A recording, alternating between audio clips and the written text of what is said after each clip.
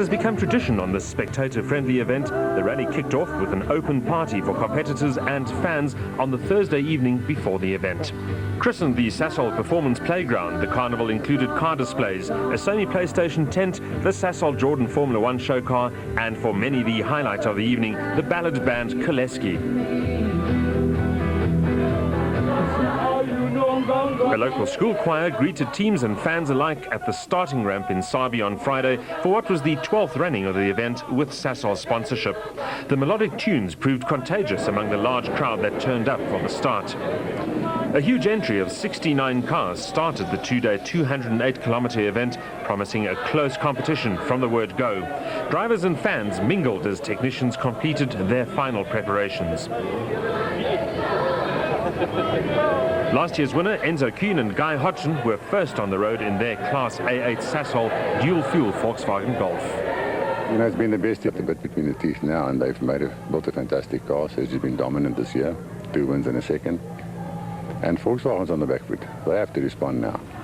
And it's going to be interesting to see what Volkswagen management decide to do about it.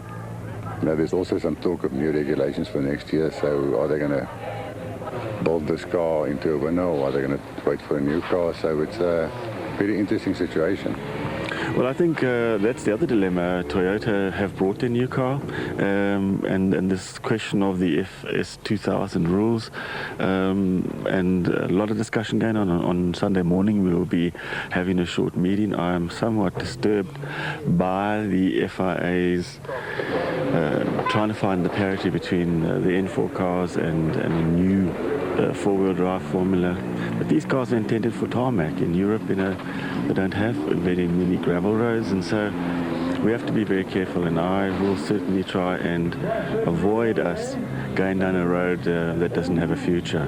We expected one of the four-wheel drives to... Really, I think those cars are all capable of winning, so it's a disappointment, really. I thought it would be a lot more dicing between the N4s and the A8s, but it doesn't happen. Of course, it's a fantastic year as well for Etienne Lawrence. I mean, he's been there from day one in Natal, very competitive, found a bit more horsepower, and I think the A7s, the Toyotas have got it over the Volkswagens as well this year. So some thinking back at Volkswagen.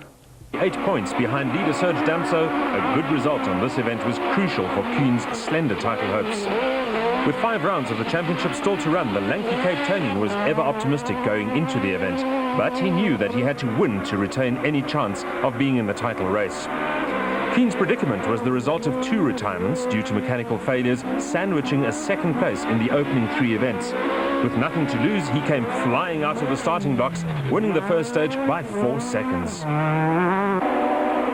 Reigning champions Yanni Habich and Douglas Judd in the second Sasol dual-fuel Volkswagen Golf started the rally holding second place in the championship. They won the opening round of the series, then followed that up with a non-finish and a second place in the next 2 to trail Damso by 34 points. He opened his account with a brief spin in stage 1, finishing some 7 seconds off Kuhn's pace.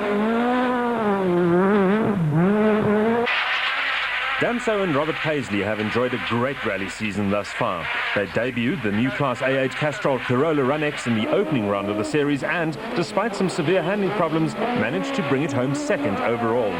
After some rapid development work, the handling was much improved by the second round, resulting in a convincing win. Another victory followed in the next round, the Toyota Dealers Cape Rally on Damso's home turf. The Toyota duo's success and the inconsistency of their rivals saw them start the Sasol with a healthy cushion in the championship. It also meant that they would be able to choose from a variety of strategies, with a win not an essential requirement. In car with Serge to the end of the stage, it's interesting to note the rough conditions and all the hand signals from Paisley.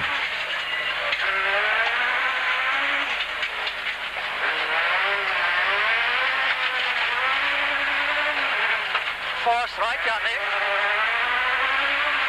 Fast. Fast.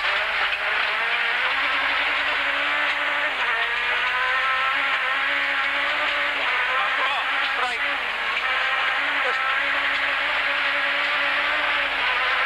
600 to flying finish, and then 100 after flying finish, double portion, yup. 300 flying finish, 200 flying finish, 100 double portion, yup. 100 flying finish. finish. Here comes flying finish and then double caution, yeah.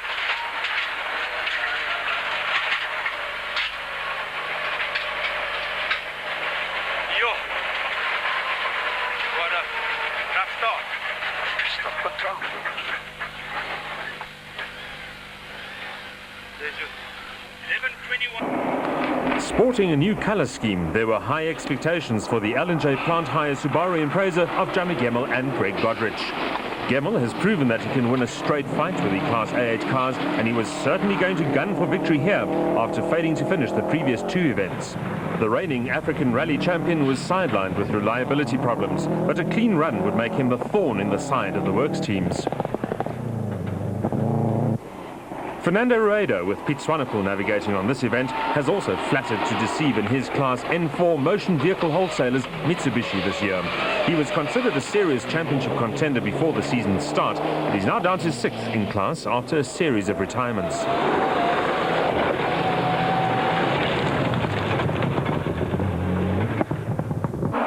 Etienne Lawrence and Andre Vermeulen have been the stars of the season so far in their team total Toyota Corolla. Driving in Class A7, the pair have taken the fight to the more powerful Class A8 cars in every round, often leading outright.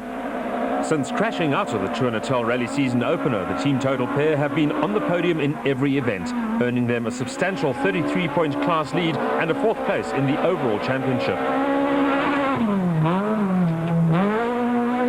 By comparison, their chief class rivals Jürgen Fecken and Dave Levkowitz have suffered a torrid start to the year. Numerous mechanical problems have stunted their progress in the Sasol dual-fuel Volkswagen player.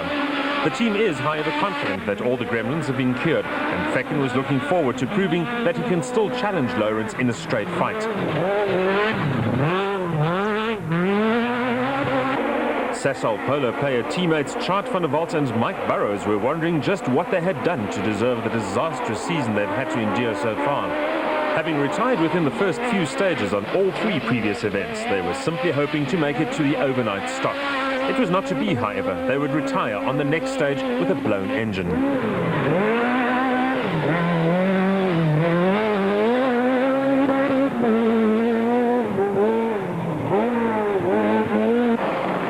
Berger and Vito Bonafide have enjoyed a good start to the season in their Bridgestone Subaru South Africa Impreza. They scored well in 2 of the opening 3 rounds for 5th overall and 2nd in class in the championship.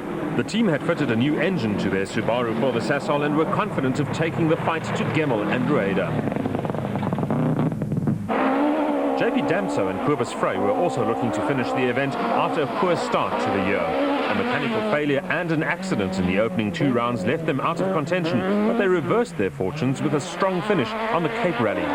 They challenged Lawrence hard on the 2nd day in the Cape and were hoping to do the same this time round, but a spin and a stall in the first stage did not help their cause.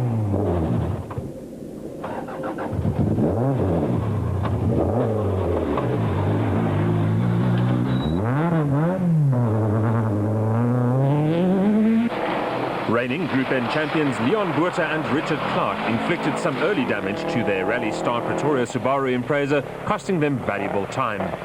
They won their class last time out in the Cape, but a non-finish earlier in the year saw them languishing in 3rd in the class points. With the competition getting stronger at each event, Buerta will have a battle on his hands to retain his title. Nicholas Ryan and Brian Carriel have been the surprise of the season in their ABC Motors Subaru Impreza. They led Class N4 and were 3rd in the overall championship, but they were in for a tough time. Fisser du Plessis and Thilo van Westenhagen started on a bad note when the odometer on their Lipton Ice-T Subaru Impreza failed. They would press on regardless. Making their debut behind the wheel of a Subaru were veterans Kali van der Merwe and Gideon Trollip.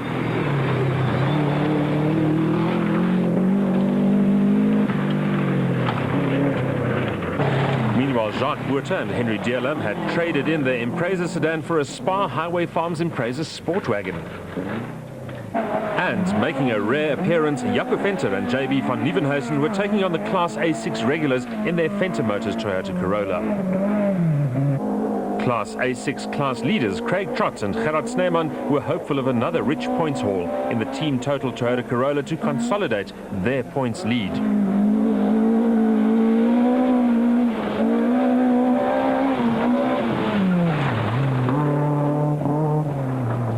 was a bad start for Class N2 points leaders Chris de Wit and Janine Labuschagne in their CTH Transport Toyota Corolla. A lone rock at the end of stage 1 ripped the wheel right off. Hasty repairs would be necessary, but they would roll out on stage 4. Keane and Hodgson were taking no prisoners on the early, very rough stages. They narrowly won the second stage from Gemmel, extending their small lead.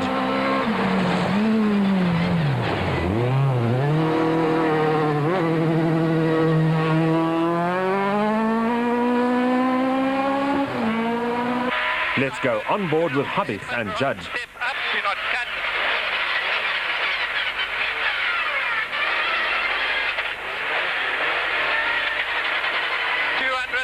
Turn off half and left, do not cut. The Volkswagen pair were 4 seconds slower than the sister car through the stage, with Habich not entirely happy with the Golf's handling.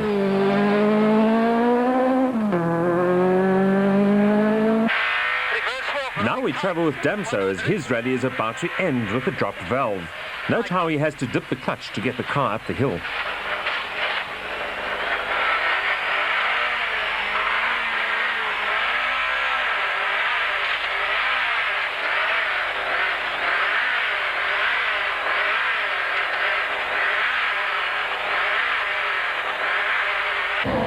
After 3 strong finishes, Damso's luck had run out. He would retire at the end of the stage with terminal engine damage. Fortunately for him, he knew that his championship lead would still be intact, regardless of who won the event.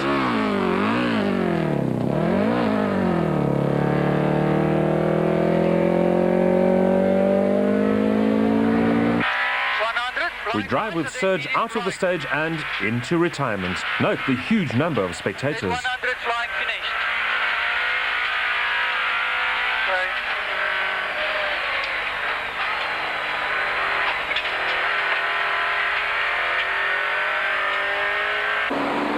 Into stage 3, and this time Kuhn didn't post the fastest time as teammate Habich fought back.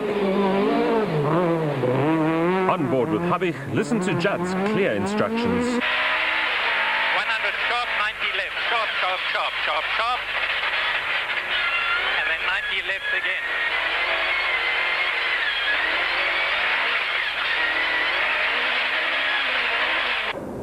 Gemmel was about to exit his 3rd rally in succession. The blue smoke pouring out of the rear is the result of a loose pipe leaking power steering fluid onto the hot exhaust. It would lead to a broken steering rack.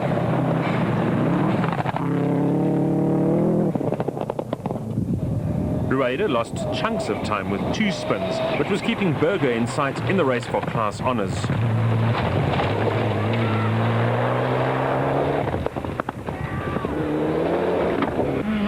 Meanwhile, Lawrence was taking it cautiously in the rough opening stages, resisting the temptation to challenge the Class A8 cars. He was unwilling to chance his luck by going for overall stage wins, but maintained his class lead over his rivals.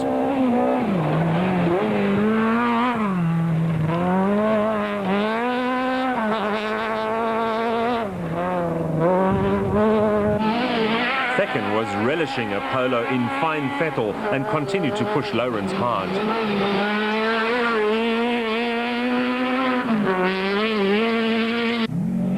With Gemmel out of the event, Berger opened up a healthy class lead in the early stages. He was determined to reverse the class defeat he suffered to Buerta in the last event and had been pushing hard from the beginning.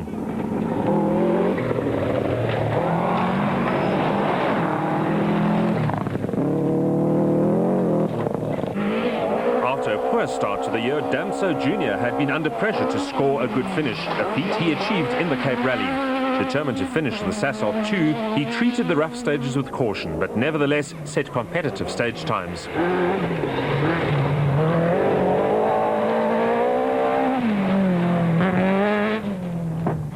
Buerta was still throwing his Subaru around energetically, but finished the stage 10 seconds slower than rival Berger. He would later get stuck on a rock and lose 10 minutes, after which he disappointingly threw in the towel and retired. Duplessis has been driving with a lot more maturity in the past few events after a big accident in his first appearance in the Subaru. Despite the lack of an Odo, he continued to make good progress, setting good stage times.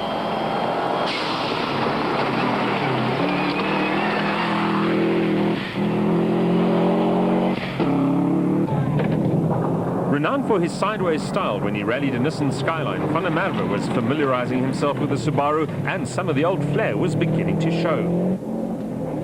Buerta Jr.'s sport wagon was built in only 4 days in the week prior to the event and arrived without having been tested. Still, it was running reliably in the early stages and he was pushing hard despite his unfamiliarity with the car.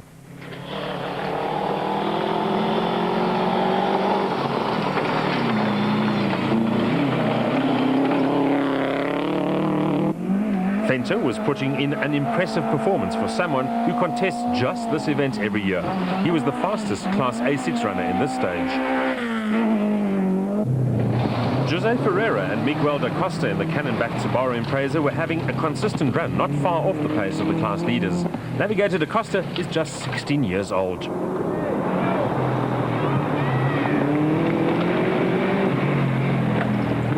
The event was notable for the large Class S20 entry.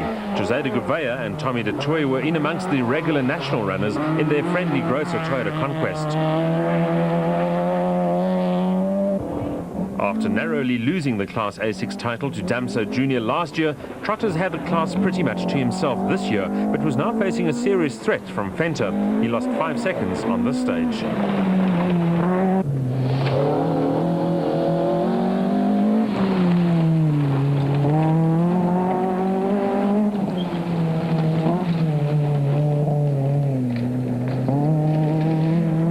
Top car BMW of Cliff Blackman and Johan Claassen had also experienced a torrid start to the year, and all they asked was to make it to the finish. A puncture didn't help their cause for a competitive stage time, but they were prepared to take it easy to avoid further damage.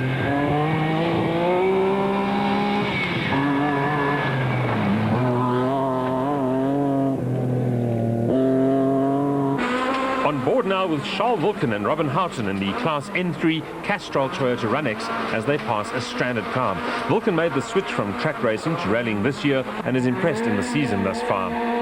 Although competition in the class is thin, he has shown great commitment and good corner lines, sometimes taking the fight to cars in faster classes, and he's enjoying the change from track to rallies.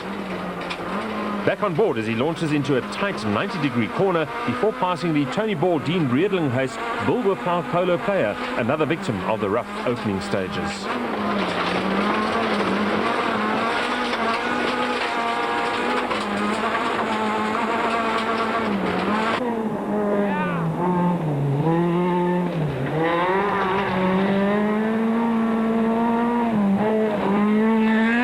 Vulcan's only class competition has come from Wiley Harrington and Willie van Straten in the friendly Grosser Renault Clio. Unfortunately, the Renault has proven fragile, only finishing the first event of the year. They would retire yet again with a failed clutch in this stage.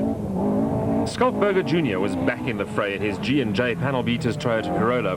Teamed with Bumpy van Gruenen in the navigator's seat, they would challenge for the Class A6 lead.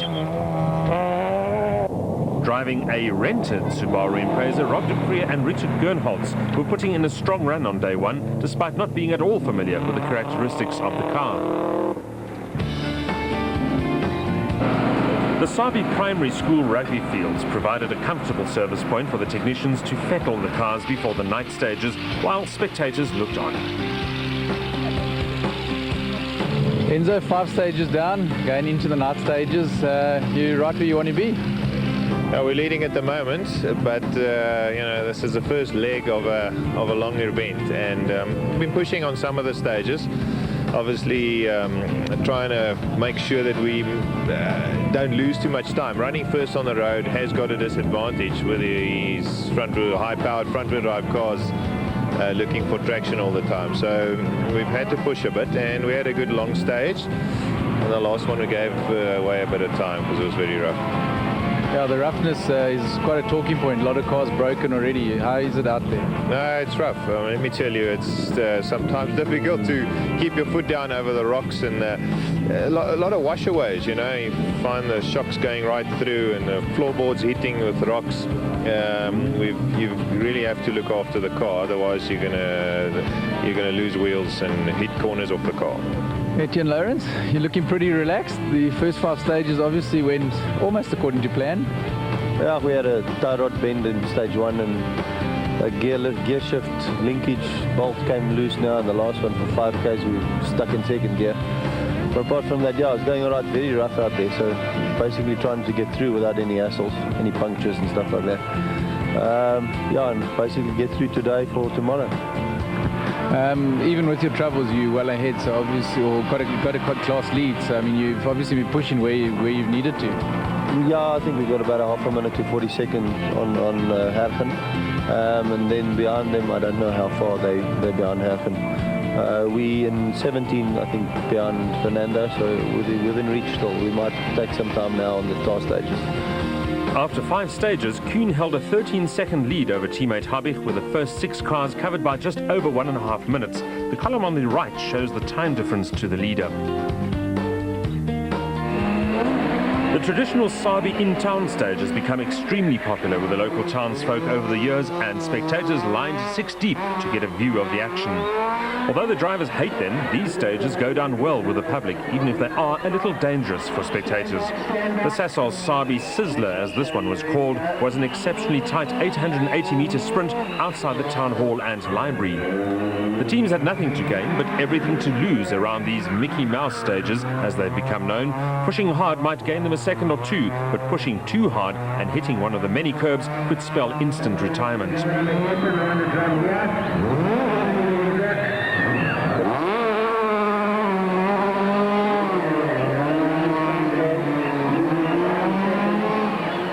Watch how close Kuhn comes to clipping some of the curves.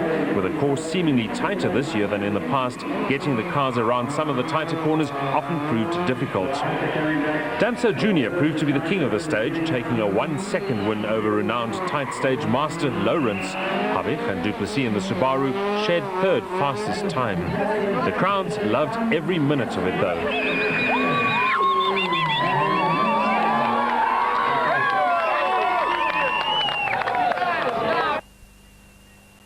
The tight stages suited the big Group N4 cars even less than Kuhn's Golf. We join Berger and Bonafedi in the Subaru as they negotiate the course. And just listen how busy the navigator is. Go. Slow right. Slow right again. Hairpin left. Hairpin left. Kinkle, yeah? Tight, very tight. Left. Then right down there. Mine is very narrow here. Very narrow here. Slow left here. Slow right.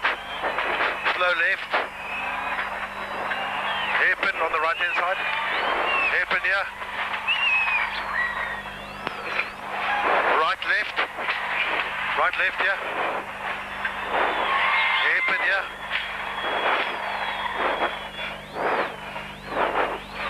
Hard left. Hard left. Left. Slow right. Slow right. Slow left. Kink here. Right left. Kink here. Hairpin right. Go, go, go. Slow left. Slow left. Slow left again. Okay. 22. The second last stage of the day was a high-speed blast up Longtom Pass from Sabi towards Nelspruit. Telemetry showed some of the cars reaching speeds of more than 200 kilometers an hour as the drivers kept pedal to the metal all the way up the pass. At the end of day 1, Kuhn had stretched his lead over Habich slightly, while less than 2 minutes covered the top 6. Ferreira and Da Costa had slipped into 10th spot. Berger, he often takes the first day to get going, but yesterday came out firing right from the word go, and he's really right up there with the leaders. Or maybe he practiced a bit on Wednesday. He's got to start early in the week. No, he did well, and I think it started a bit slow, but towards the end of the day, he was really flying. And I think, the damp conditions might help him a bit today. There's going to be obviously no dust. And Skog said having a full go. But Rivera also had a few problems yesterday, and he's only 30 seconds behind Skog. So I think the two of them might close in on the dice in front. The first stage of day 2 was Nelspruit's famous Spaghetti Junction Super Special, which has become very popular with fans despite its early morning start. The attraction is that 2 cars go head-to-head against each other, although they take different routes through the stage. We let the action do the talking as Kuhn and Habich take each other on.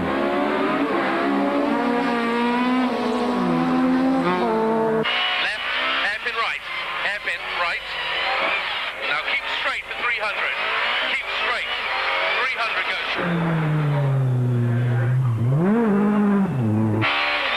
200 turn right. Keep going straight. That engine rev, okay, it's going to be handbrake turns at the top. Keep to the right, chicane to the left. 100, turn left. Turn left. 150 to a U right. A U right, hairpin here. Here! Hairpin right.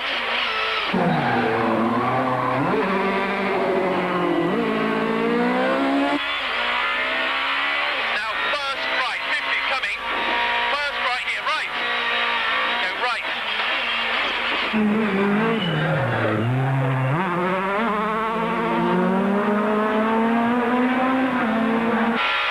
Here we go, go, go.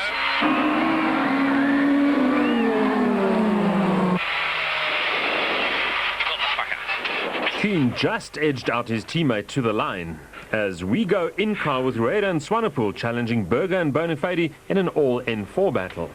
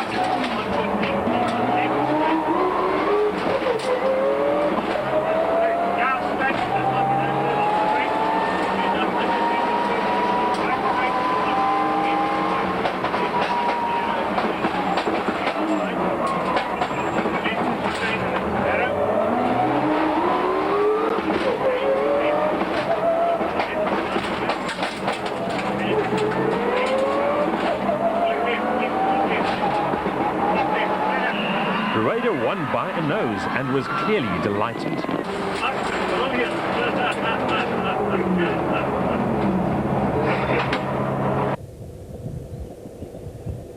After the super special, it was back into the forests, much to the relief of the drivers. 3, 2, 1, go. On board with Berger in stage 10, watch out for Douglas Judd on the side of the road, warning crews that Habich has gone off. 200.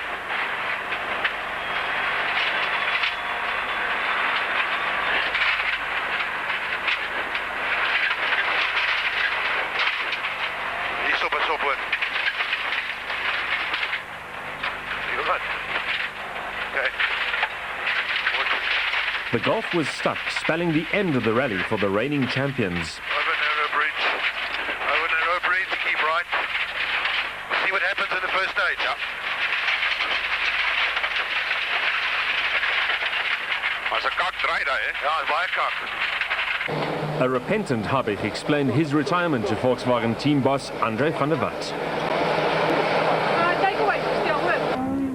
With his main opposition out the way and a relatively healthy advantage over the rest of the field, Kuhn could afford to ease his pace a little.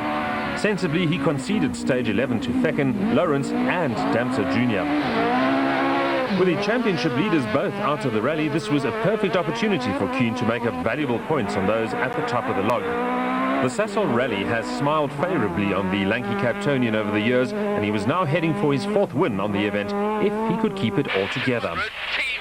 Victories in Adewu and in the Sasol Golf on last year's event are already etched on the event trophy, but more than anything, Kuhn is still searching for that elusive first overall national championship title.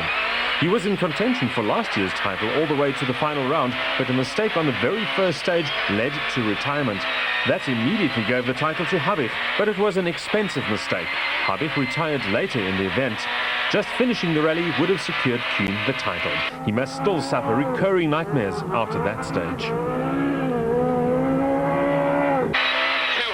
over a jump, 100 over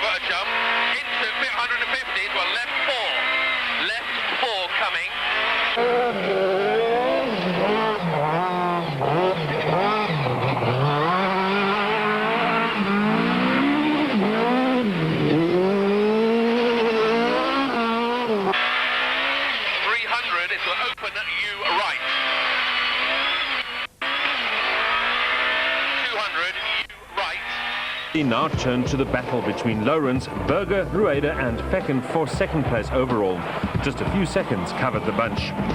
Berger had surprised everyone by winning the last stage of the previous day, the tight White River round the houses special in the cumbersome Subaru. He was now locked in a tough battle for his place on the podium and to keep Rueda from taking the Class N4 honours. But Rueda was in trouble. The Mitsubishi suffered a damaged differential on day one and the Spaniard expected it to fail at any point. Despite this problem, his stage times were still respectable and he was well placed to profit from any problems that Berger might have encountered.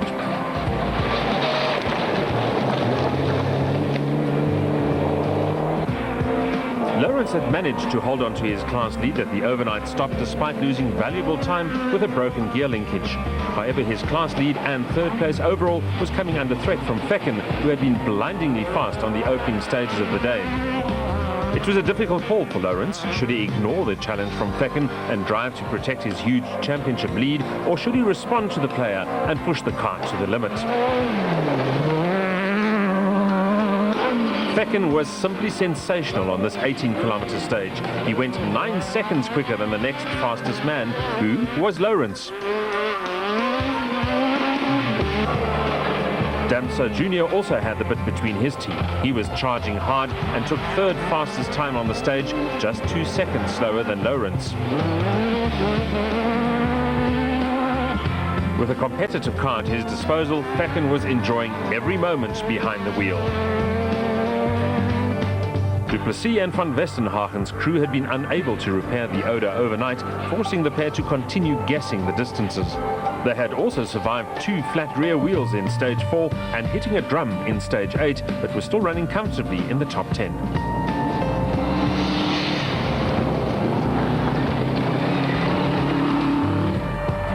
Dupree and Gernholz continued to impress in the Lounge Impreza. They were well within the top 10 and setting stage times on par with the regular Class N4 runners who had far more experience with their cars.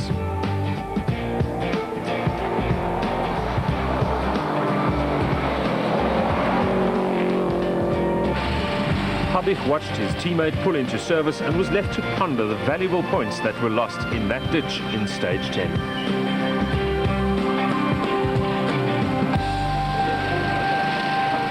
Etienne, you had a good first day. In the last few events you've had your class quite yourself, but you're involved in a hell of a scrap, and not only a class scrap but also for second overall. Yeah, there's few seconds between the first or the second 4 cars. 1 second separating us and Skalk, and another 3 or 4 Fernando, and another 7 or 8 Hergen. So yeah, we've got a very good dice on the go. Hergen and myself are swapping stages. This morning he took time off me. The last 2 I've taken a second per stage of him, so I mean that shows you it's close. Over 17 k's, 24 k's, 1 second is close. Are you going to catch him? Well, we're now 12 seconds behind him, so we're gonna try. And your car going all right after all your previous misfire problem? Yes, no, the car's very well. I'm very happy with the car. Okay, good luck for the end of it. Thank you very much. Jaco Venter, you've just moved into the lead of Class A6. Tell us about your event so far. It's lucky, it's quite rough. We had a flat yesterday on stage 4. We were basically 10 seconds behind Craig Trott, busy catching him, and we had a flat. So we were about 1 minute 10 seconds behind this morning. So we pushed a little bit, and well, unfortunately, yeah, we're there. We are leading at the moment by nearly 1 minute. Gugu, you won your class last time out and you're ahead again. You're making a bit of a habit of this winning feeling. It was quite nice tasting the champagne down in Cape Town, and definitely the Sasol I'd really like to put in the bag as well as one of those I've taken. But it's not an easy, I mean, you're not well ahead, you've got quite a fight on your hands. Yes, most definitely. You know, yesterday we struggled extensively. We were stuck in the mist, as well as we had a punch in one of the stages, and we lost 2 minutes to Dolph Kutsia. And today we've covered up by possibly about 2 minutes, actually, we've covered up. And he's got a 20-second penalty as well. So we're basically in the lead by almost, 15 seconds or so. And it's good that every single stage we're taking about 35 seconds off his time. So I'm not really worried, and I wasn't worried either yesterday.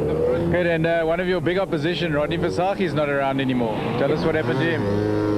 You know, it is a bit of a disappointment for me, you know, considering that he's the champion and I really want to drill him in a first, flat game, so to say. But it's a good thing that yesterday we had a run together and this morning, and in all times I've actually beaten him except for one stage, and that was just because I was taking it easy. Good, and I see your overall's got a bit of dirt in it on. You've been rolling around in the dust? No, it just shows that it's rough out there, but then again, I'm a Zulu boy. I love it in the dirt.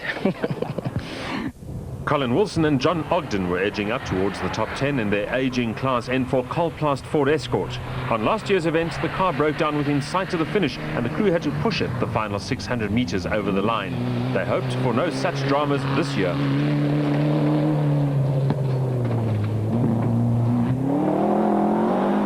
Shark Buerta, you put a bit of a charge in today. Have you just picked up the pace today? It took yesterday a bit easier? Yeah, it's a new car. I'm starting to learn it, and it's taking me a while, but we'll get there. Interesting. You've changed your Impreza for a estate. Why the decision to do that? It's a bit of a marketing ploy. There's so many Impreza sedans, so we thought, well, maybe something different.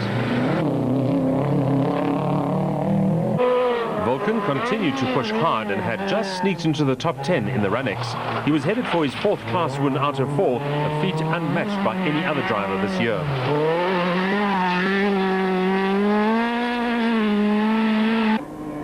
The glorious-sounding top car BMW was having its best outing of the year. After a slow start, Blackman was getting the hang of the handling and starting to set competitive stage times. The Verloc sisters, Lola and Megan, had a tough event but scored a good 15th overall. They drove the last day without a clutch, while Megan suffered from a bug throughout the event. Andy Haig-Smith and Gerald Brace put in a solid performance in their Toyota Corolla to claim 3rd in Class A6.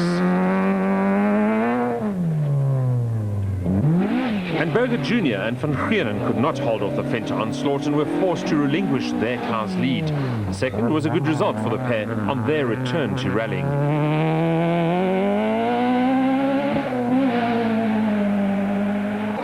With the crowd covering the hillsides and along the roads, it looked more like a European rally than a local one, a heartening sight. Kuhn was simply stroking the Golf home now, failing to take a stage win since Habeck's demise.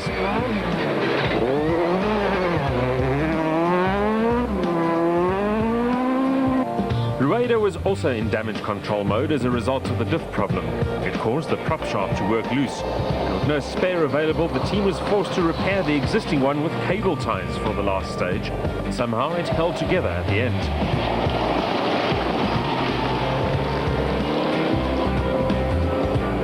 Berger and Swanepoel held second place towards the end, but a puncture and a bent steering rod dropped him a place to 3rd. However, they held on to the Class N4 win and took the overall Group N victory, vaulting them to the top of the class standings and 3rd overall in the championship.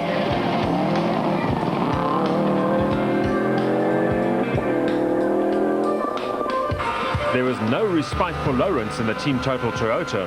With Fecken snapping at his heels just a few seconds behind, he decided not to settle for the points, but to fight for the class win. His intentions were clear from the onboard footage.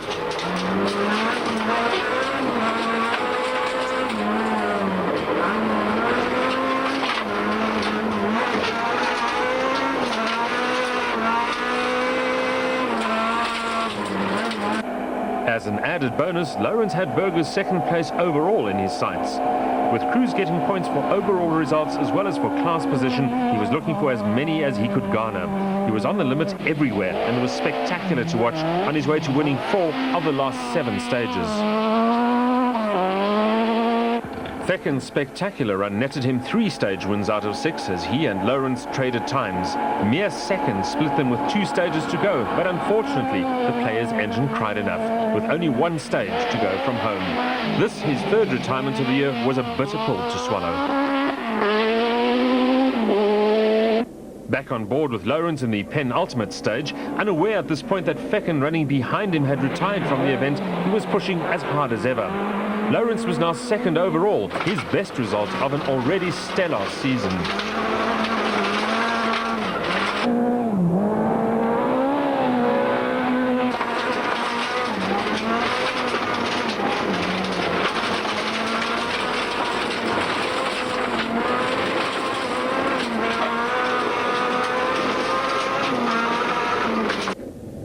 Damso Jr. had dropped off the pace of the leading Class A6 cars of Lawrence and Fecken, but was still posting solid times and would finish 5th overall and 2nd in class.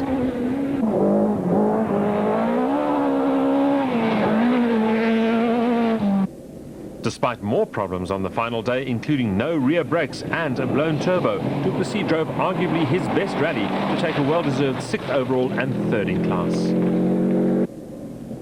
Dupree must also be commended on a superb performance to finish 7th in a loaned car that he had never driven before the event started. Ferreira rounded out the top 10 after a solid performance, with his young navigator acquitting himself superbly on his first event.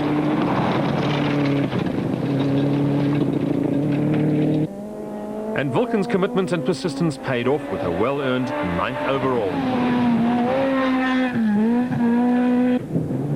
Wilson missed out on a top 10 finish, having to make do with 12th overall. Cliffy Blackman was a happy man to bring his BMW home for the first time this season, finishing 3rd in class and 13th overall. Giovanni Piazzamusso and Richard Leake brought back the past in their old Ford Escort BDA, but they would retire with only one stage to go.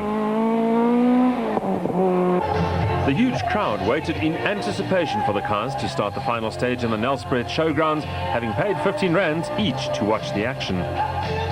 We drive the final stage with the leaders, Kuhn and Hodgson. 100, left 2, onto narrow bridge. Narrow bridge, into gate, right 1. Gate, right 1. Then 100 into a sweep over there to a right 4 round the building. Right 4, straight on, then to a T right at the end. T, right 4 is left 4. Right 4 is left 4. Now go left 4. Left 4. Now, left 1 here, left 1 and right 1, 50 crossroads straight on, into sweep left around the end of the fence. Sweep left around the end of the fence, 100 into a U right. I'm looking for a U right here.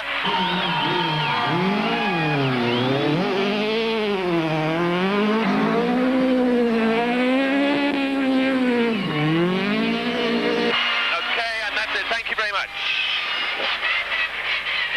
Thanks, Hodge. Hey, my boy, well done. Drove like a superstar. And stop here, please. Raider let it all hang out for the crowd, and they loved it. The Mitsubishi Lancer, the motion vehicle Sasol Rally.